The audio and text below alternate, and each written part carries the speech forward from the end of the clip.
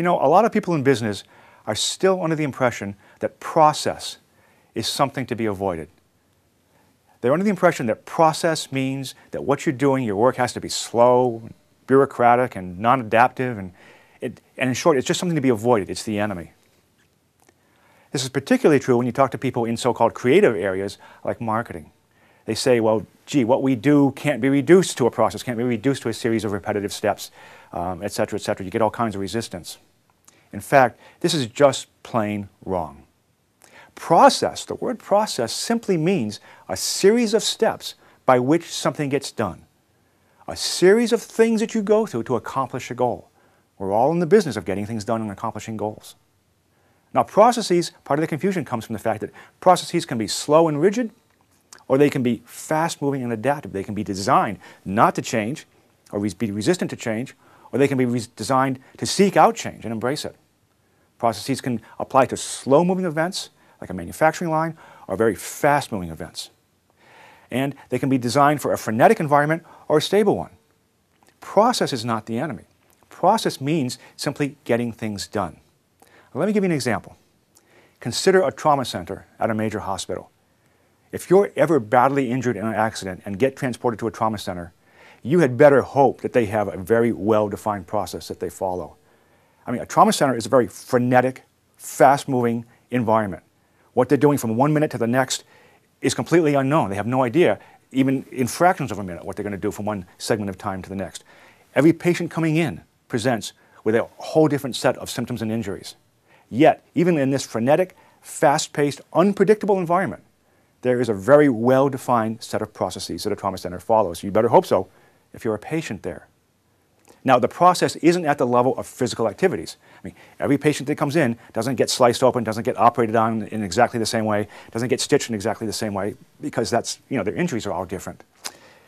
But the process is at a slightly higher level of abstraction, but it better be a well-defined process, or they're going to turn out dead people rather than live people.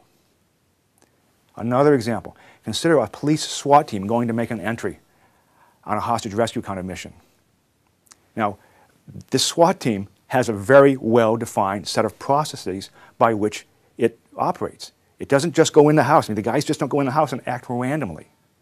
They've trained to a very specific process. The process isn't always you turn left, you turn right. That doesn't make any sense. The process is at a little higher level of abstraction, but it's a well-defined process that these guys train in very hard that allows them to go in and do the kind of work they do.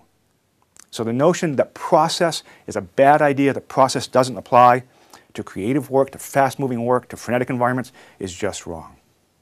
The fact is that all business progress over the last couple of centuries has been about instituting appropriate processes in functional and cross-functional areas.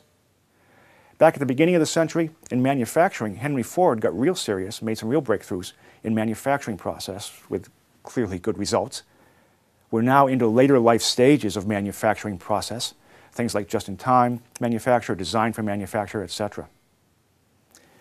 Centuries ago, the rules of modern accounting and modern finance were formulated. And without that kind of strict process in place, we couldn't, in both the finance and accounting worlds, we couldn't run the kind of enterprises that we do these days. Back in the 80s, product development was the arena for competitive advantage. Back then, when you viewed the product development function, it was considered not suitable to processization. It was considered sort of a freewheeling kind of thing, and you really couldn't define the steps by which good products were developed, were created and developed. It was considered to be at best, that what you could do at best was to create an environment for gifted people. Well, with the advent of things like stage gate and phase review, structured product development processes, almost every well-run company these days has a very well-defined product development process as one of the foundations of its competitive advantage. So a function that was formerly thought to be unsuitable to process is now very processized with very good results. Your human resource function has a process, a well-defined process by which it functions. Sales certainly has a well-defined process by which it functions. Every function in the enterprise these days has now been processized to a greater or lesser degree, except marketing. And that's the subject of another video clip.